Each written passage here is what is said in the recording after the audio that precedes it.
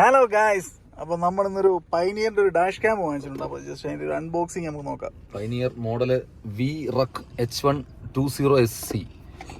ഇപ്പോൾ ആമസോണിൽ കിട്ടുന്നതിൽ നമുക്ക് അറിയാവുന്ന ഒരു ബ്രാൻഡിന്റെ ഇത് മാത്രമേ ഉള്ളൂ. വേറെ കുറേ നമ്മൾ അറിയാത്ത കുറേ ചൈന ബ്രാൻഡുകളുടെ കിടക്കണം. അപ്പോൾ ഞങ്ങളത് വാങ്ങിച്ചില്ല.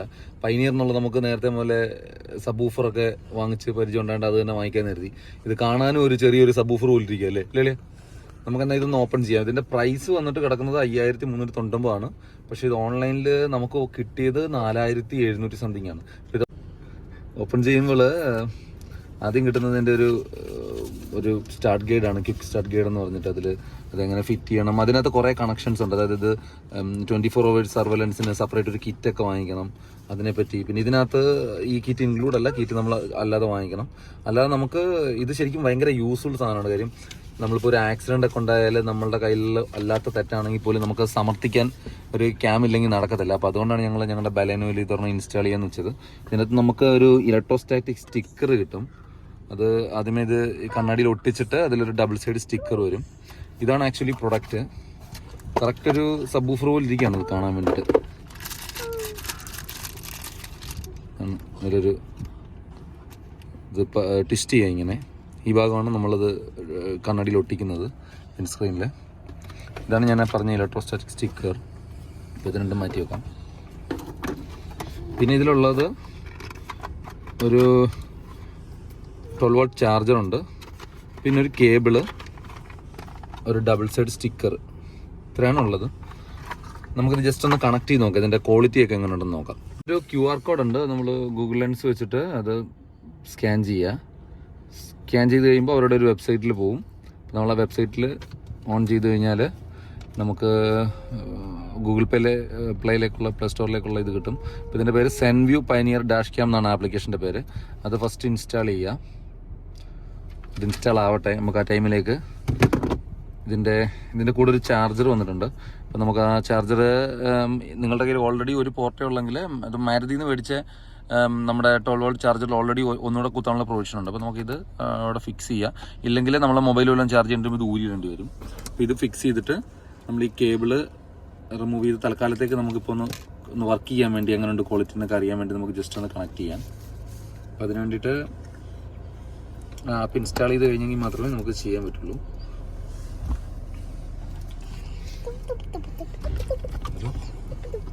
1.5 മീറ്റർ നീളമുണ്ടല്ലേ? ഇതെനിക്ക് ഇഷ്ടപ്പെട്ടു കേട്ടോ. ഈ വളഞ്ഞിരിക്കുന്നത് സെറ്റ് ചെയ്യാൻ സുഖമായിരിക്കും. ഇതിൽ ഇത് 256 GB മെമ്മറി കാർഡ് ഒരു ഇതിൽ സപ്പോർട്ട് ചെയ്യും.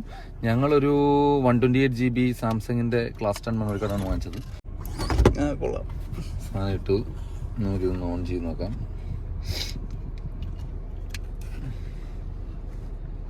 ലൈറ്റൊക്കെ കത്തുന്നുണ്ട്. കാര്യം ഈ സാധനം ഓൺ ആയെങ്കിൽ മാത്രമേ നമുക്കിത് അറിയാൻ പറ്റൂ ഇതെന്താ സെറ്റപ്പ് എന്നുള്ളത്. അങ്ങനെ ആപ്പ് നമുക്ക് ഇൻസ്റ്റാളായി. നമുക്കത് ആപ്പ് ഓപ്പൺ ചെയ്യാം. Pioneer and I for your ride എന്തോ ചിലക്കുന്നുണ്ട്. സ്റ്റാർട്ട് റെക്കോർഡിങ് എമർജൻസി വീഡിയോ എന്നൊക്കെ കാണിക്കുന്നുണ്ട്.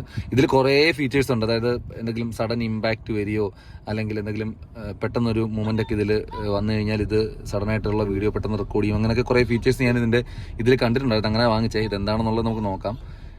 സ്റ്റാർട്ട് കൊടുത്ത് അതിൻ്റെ ബാക്കി കാര്യങ്ങളൊക്കെ അക്സെപ്റ്റ് ചെയ്ത് ensure data the dash camera is switched on. നമ്മൾ നെക്സ്റ്റ് കൊടുക്കുന്നു. ഇതിൽ ഒരു വൈഫൈയുടെ കാര്യം പറഞ്ഞിട്ടുണ്ട്. ഡീഫോൾട്ട് പാസ്വേഡ് നമ്മൾ കോപ്പി ചെയ്ത് വൈഫൈ നോക്കണം. പൈനിയറിൻ്റെ ഒരു വൈഫൈ കണക്ഷൻ വന്നിട്ടുണ്ട്. അത് ആഡ് ചെയ്ത് നമ്മൾ അതിൽ കണ്ട ഡീഫോൾട്ട് പാസ്വേഡ് പേസ്റ്റ് ചെയ്യുക, കണക്ട് ചെയ്യുക. കണക്റ്റ് ആയി കഴിഞ്ഞിട്ട് നമ്മളിതെടുക്കുക, കണ്ടിന്യൂ കൊടുക്കുക. Hang on while your device being set up, finish, keep your attention on role.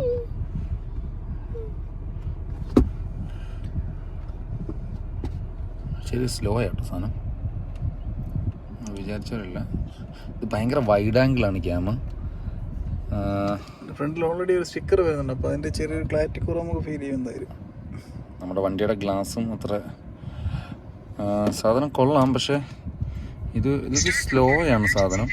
പക്ഷേ ഇതുകൊണ്ടൊരു നമ്പർ പ്ലേറ്റ് ഒക്കെ വാങ്ങിക്കാൻ പറ്റുമെന്ന് ചോദിച്ചാൽ അറിയത്തില്ല.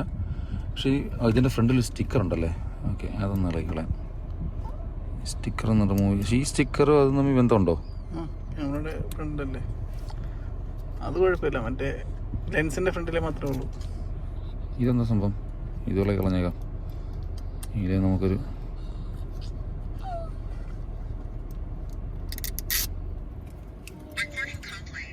Recording complete. അപ്പോൾ ഒരുവിധം ക്വാളിറ്റി ആയി. പക്ഷെ എന്നാലും ഒരു 10-20 മീറ്റർ അപ്പുറത്തുള്ളൊരു വണ്ടിയുടെ നമ്പർ പ്ലേറ്റ് ഒന്നും വായിക്കാൻ പറ്റുമോ? ഒരുപാട് ക്ലോസ് വന്നെങ്കിൽ വായിക്കാൻ പറ്റുമെന്നാണ്. പക്ഷെ എന്നാലും ഒരു ആക്സിഡൻ്റ് ഒക്കെ വന്നു കഴിഞ്ഞാൽ അത് നമ്മുടെ കയ്യിൽ തെറ്റലെന്നൊക്കെ നമുക്ക് സമർത്ഥിക്കാൻ പറ്റും അല്ലേ? അപ്പോൾ ഇതാണ് വീഡിയോ. അത്ര സാറ്റിസ്ഫാക്ഷൻ അല്ല ക്യാമറ ക്വാളിറ്റി. നമുക്കിപ്പോൾ ഇത് കാണിക്കുന്നത് 1.5K വീഡിയോ റെസൊല്യൂഷനിലാണ് കാണിക്കുന്നത്. നമുക്ക് ഫുൾ HD കിടപ്പുണ്ട്. പക്ഷേ ഈ ഫുൾ റെസൊല്യൂഷൻ ഇട്ടിട്ട് പോലും നമുക്ക് അത്രയും ഒരു ക്വാളിറ്റി ഒന്നും കിട്ടുന്നില്ല. റെക്കോർഡ് ചെയ്ത് വരുന്ന ഔട്ട്പുട്ട് എന്താണെന്നുള്ളത് ഔട്ട്പുട്ട് ഇതിൽ ടാഗ് ചെയ്തേക്കാം. ഇതിൽ വേറെ കുറെ ഓപ്ഷൻ ഉണ്ട്. പാർക്കിംഗ് മോഡ്, അതെനിക്ക് തോന്നുന്നു മറ്റേ കിറ്റ് വാങ്ങിച്ച ആടിയാണെന്ന് തോന്നുന്നു. ഇതിൽ പറ്റില്ലെന്ന് തോന്നുന്നു. വണ്ടി ഓഫ് ആകുമ്പോഴും ബാറ്ററി കണക്ഷൻ. പക്ഷെ ഇതിൽ വേറെ അല്ലാതെ വേറെ ബാറ്ററിയും കാര്യങ്ങളൊന്നും ഇല്ല. വളരെ ചെറിയ യൂണിറ്റ് ആണ്, കാണാനൊക്കെ നല്ല രസമാണ്. നമ്മളിത് പ്രോപ്പറായിട്ട് വയർ ചെയ്ത് അതിൻ്റെ ബാറ്ററിയിൽ ഡയറക്റ്റ് പാർക്കിങ്ങിൽ കണക്ഷൻ ചെയ്യുകയാണെങ്കിൽ ഇത് വണ്ടിയിൽ വന്ന് OEM ആണെന്നേ പറയത്തുള്ളൂ. അത്രയും നല്ല ക്വാളിറ്റി ഉണ്ട്, കാണാനൊക്കെ നല്ല ക്വാളിറ്റിയാണ്. പക്ഷേ ക്യാമറയുടെ ക്ലാരിറ്റി അത്രത്തോളം ഇല്ലെന്നാണ് തോന്നുന്നത് കണ്ടിട്ട്. അത്രയും നമുക്കൊരു ക്ലാരിറ്റി തോന്നുന്നില്ല. ഈ 1.5K ആയിട്ടും തോന്നുന്നില്ല. ആ വന്ന വണ്ടിയുടെ നമ്പർ പ്ലേറ്റ് നമുക്കിത് വായിച്ചു നോക്കാനൊന്നും പറ്റുന്നില്ല. ഇതാണ് ഞങ്ങളുടെ അഭിപ്രായം. ഈ 4500 രൂപയ്ക്ക് ഈ പ്രൊഡക്റ്റ് അത്ര നല്ലതായിട്ടൊന്നും തോന്നുന്നില്ല. അപ്പം ബ്രാൻഡ് നോക്കാതെ ഇതിലും ക്വാളിറ്റി കൂടിയ പ്രൊഡക്റ്റ് കിട്ടുമെങ്കിൽ അതെടുക്കുന്നതായിരിക്കും നല്ലത് അല്ലേ? എന്തായാലും ഒരു വീഡിയോ കൂടെ ഒന്ന് കണ്ടു നോക്കിയിട്ട് എന്തായാലും വീഡിയോ ഒന്നുകൂടെ ഞങ്ങൾ കണ്ടിട്ട് അത് ഞങ്ങൾ ടാഗ് ചെയ്തേക്കാം. പക്ഷേ ഈ പറയുന്ന ഒരു ക്ലാരിറ്റി ഇതിൻ്റെ വീഡിയോയ്ക്ക് ഇല്ല.